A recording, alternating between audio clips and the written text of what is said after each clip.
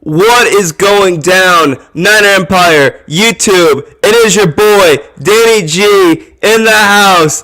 The Niners upset the Packers 13-10 in the NFC Divisional round at Lambeau Field, and the 15-degree temperatures in Lambeau Field. I think it even got colder than that. The game time was about 15 or 14 degrees, I believe, I saw, and then it wasn't snowing then, it started snowing later. And although neither team's offense looked like it was going to do anything the whole game, both teams' defenses played their A game, but the Niners' defense especially was absolutely lights out. Eric Armstead and Nick Bosa sacked Aaron Rodgers twice. Samson Echobaum also had a sack on Aaron Rodgers. The defense was just absolutely balling out. Fred Warner, DJ Jones, K'Wan Williams, Emmanuel Mosley, Dante Johnson. The defense played an incredible game. You could argue that Jimmy Garoppolo does not deserve to be in the NFC Championship game, but this defense is an absolute Super Bowl caliber defense. You could even argue that this defense is playing almost as well as it was in the 2019-2020 run, because I have not seen this defense this dominant since DeForest Buckner was still on this team. I mean, this defense has still been good, even with the struggles of 2020 and so the struggles of 2021. The defense has still been good, but it has not been. I have not felt this great about this defense since the 2019-2020 playoff run. Woo! What a game that was, man. So, of course, the Packers are on offense first, and Aaron Rodgers, he's in rhythm, and he hits the Palo Alto kid, Devontae Adams, a bunch of times. It absolutely looked like Devontae Adams was just going to torch the Niners in those first couple drives. He ended up having 9 receptions for 90 yards, but it just looked like at the beginning of the game he was just going to have one of those big hands. But as it got colder at Lambeau Field, the Packers' offense started to cool down dramatically, and the Niners' defense just absolutely took advantage of that. Like I said in my video before this, if we can just put pressure on Aaron Rodgers, we have a good chance of beating him, and that is exactly what we did. We absolutely did not let Aaron Rodgers beat us with his arm. We pressured him the whole game. Billy Badass, what's up? Woo! Let's go! Yes, let's go. We're going to play the winner of the Rams and the Buccaneers, which starts in about an hour. And I'm hoping the Rams can win, because if they do, I'm going to try to fly out to LA from Phoenix and go to that game. Because my plan was, if we were to play the Cardinals here in the NFC title game, I was going to go to that game. But if somehow we do play the Rams, if they can upset Brady and the Bucks, then I'm going to fly to LA and I'm going to head to that game, because you only live once. But, man, that was incredible.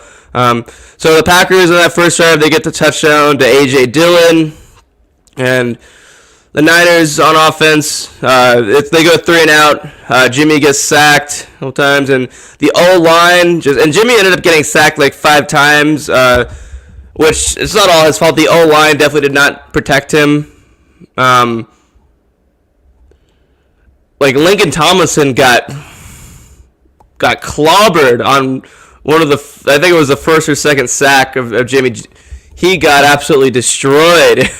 So, but I was definitely kind of wishing that Trey Lance would somehow end. I know it sounds dumb, and I'm not saying that Trey Lance should have started, but when Jimmy started to get sacked, even though it was a lot of the O-line's fault, I still was thinking, man, if Trey Lance was in this game, he would have been able to, he'd be more mobile, he'd be running out of the pocket, he'd be avoiding sacks maybe. But so Billy Badass says he wants Tom Brady and the Bucks. He wants TB. He wants to beat the defending champs. Hey, I feel you, man. I feel you.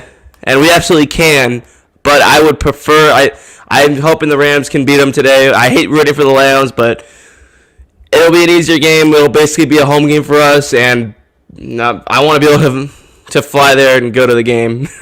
So go Lambs. But if we play Tom Brady in Tampa, then hey, we absolutely can beat him. We can beat any fucking team. This team is we played with so much heart last night. It's just incredible. So this the next series that the Niners were on offense. Jimmy threw the pass to Brandon Ayuk, who fumbled it. Or I'm sorry, the Packers actually fumbled it.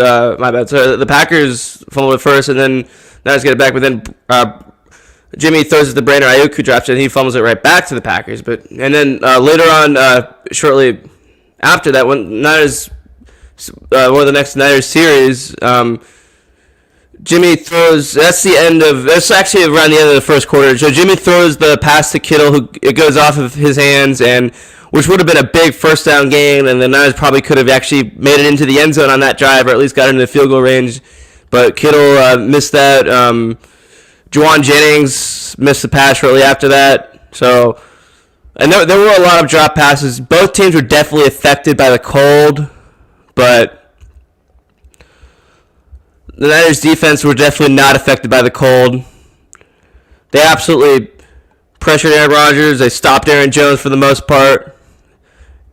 And I knew the defense was, when they were falling out, I knew they were going to be dominant for most of the game, but I just thought they were going to run out of gas. And I was like, man, this offense just has to get something going or else we're not going to win this game. But hey, we did not score any touchdowns on offense or on defense.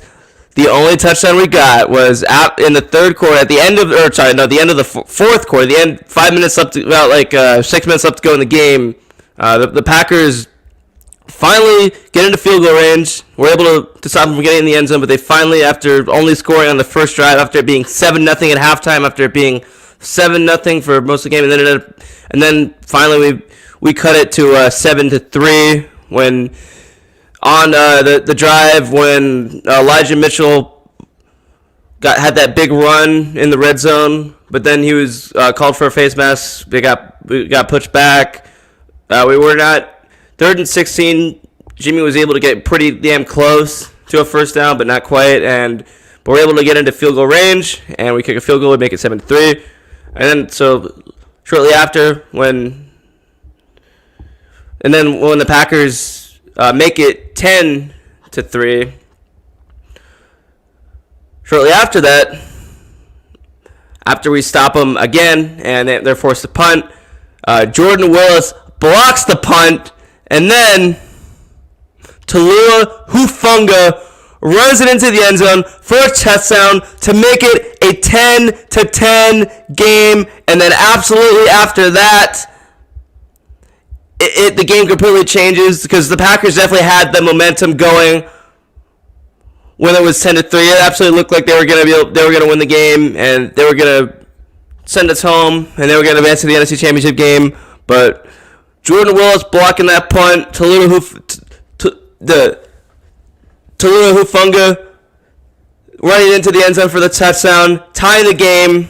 I just knew the Niners were going to win after that because I just knew the defense was going to – we had the momentum going more, and I knew the defense was absolutely going to get another stop on Rodgers, get another stop on the Packers, which they did.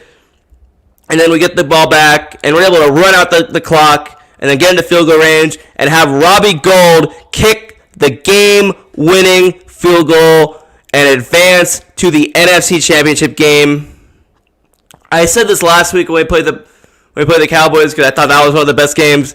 No, this is absolutely one of the greatest games I've seen in my lifetime as a 49er fan. Absolutely incredible. So, we play the winner of the Bucs and the Rams. I'll definitely make some videos previewing that game. But hey, all the Packer fans, kind of wish I would have made a hate week because, the only thing that gave me a little bit worrisome, I was not worried about the Packers being the number 1 seed. I was not worried about going to Lambeau Field. I was not worried about the freezing cold temps. Well, the only thing I was worried about was the fact that the Packers had a first-round bye when we have not had a bye in so long, so the Packers were going to be the more rested team. That was the only thing I was worried about. Because I knew the Packers are our bitch in the playoffs. There's no doubt, the Packers are our bitch. Aaron Rodgers is 0-4 against the 49ers in the playoffs.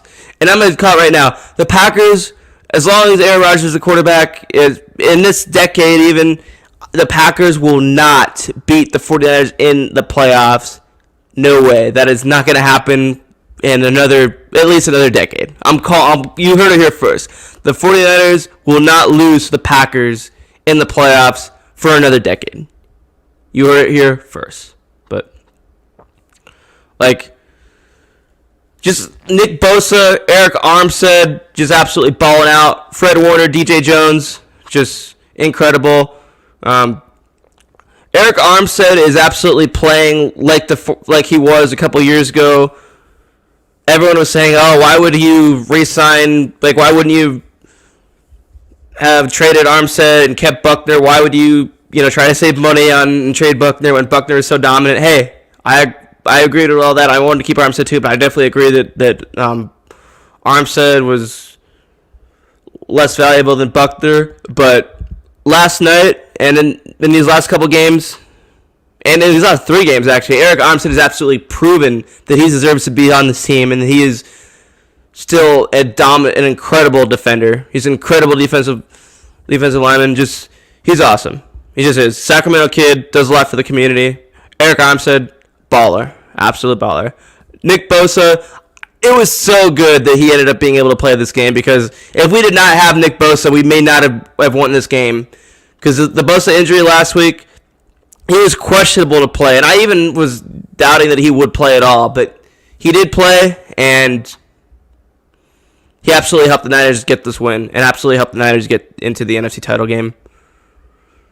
It is just so nice when you're the 6th seed, they're the 1 seed, you absolutely just come into their house, their historic house, Lambeau Field, and just beat them. There's nothing better than that. Nothing better than that. Offensive side of the ball, Elijah Mitchell, we finally got him going in the second quarter. Our offense definitely started off slow. Of course, we couldn't protect Jimmy at all. He kept getting sacked. Now, the main problem with Jimmy is, of course, he did throw an interception at the end of the first half when he could have just thrown it away. He could have just ran it, but he threw a very dumb interception, which, of course, made everyone cringe. Now, hey, but he had problems with his thumb before this last couple weeks, and after last week, he's now had problems. He was having problems with his shoulder too. So you could definitely say that Jimmy was partly injured, and so Jimmy is going to be healthier in this NFC Championship game. He's hopefully going to be 100% healthy, and that means we will see Jimmy Garoppolo at his best, whether he's facing his former teammate Tom Brady or he's facing the Rams again. You will definitely see Jimmy Garoppolo at his best if he's 100% healthy. Now, the only issue was if he somehow injures his shoulder more or injured his thumb more, then that will be an issue. But if the training staff can get Jimmy 100% healthy for the NFC Championship game, you might finally see a game where Jimmy does not throw an interception at all, and he actually throws a touchdown pass in the playoffs. But hey, he made some mistakes, and you can even say he doesn't deserve to be playing in this NFC title game, but it doesn't matter because he is the quarterback of the team that is in the NFC title game. And hey, I'm not expecting Jimmy to be the future. We drafted Trey Lance for a reason. We gave so many draft picks up for Trey Lance for a reason, because he is the future and he's going to take over next season. And I absolutely will say I love Jimmy as a person. I'll show you why in a second. Hold on, let me find this. Let me find this real quick. And he is an absolute warrior too. He's an average quarterback who plays below average at times, like in yesterday's game. But he is an absolute warrior, playing with an injured thumb, an injured shoulder, and still managing to lead his team to a game-winning field goal, because he definitely improved. Towards the end of the game, he was finally hitting Kittle, which, by the way, George Kittle, I said in my video, my preview video, that he was pretty much a non-factor in that Cowboys game. We absolutely have to get him going if we want to win this game. We did. He had that drop in the second series, but Jimmy was targeting him. He was connecting to him with he got a lot of first-down receptions, and he helped set up the game-winning field goal on that last drive, because Jimmy threw that big first-down reception to him, and then we pretty much just ran the ball after that. Kyle Shanahan just like all of us, did not trust Jimmy throwing, because if he would have thrown an interception, the game would have been over. So we just kept running it to Elijah Mitchell. We were able to run out the clock and then kick a game-winning field goal with Robbie Gould with time expiring. But listen to this. Jimmy, I'm going crazy with Robbie Gould.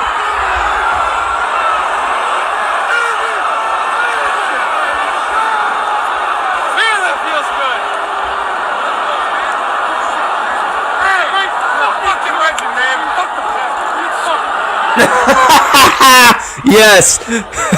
Jimmy G telling Robbie Gould, bro, you're a fucking legend. Fuck the Packers. Yes, absolutely. Jimmy, growing up in Chicago, being a Bears fan, that fuck the Packers comment, well, it came from the emotion of the game, from the emotion of this rivalry the Niners and Packers have had, well, for years, but, more recently in these last couple of years with Jimmy as a quarterback. But I think that's from him growing up in Chicago as a Bears fan a lot. And, of course, Robbie Gould, the former Bears kicker, I'm sure both of them definitely had a dream of going in to Lambeau Field and beating the Packers in the playoffs, and they both did. George Kittle also grew up in Chicago, too, so I think, he grew up a Bears fan, too. So he definitely also had that ambition of beating the Packers in Lambeau Field in a playoff game and knocking him out, sending him home, and they absolutely did that.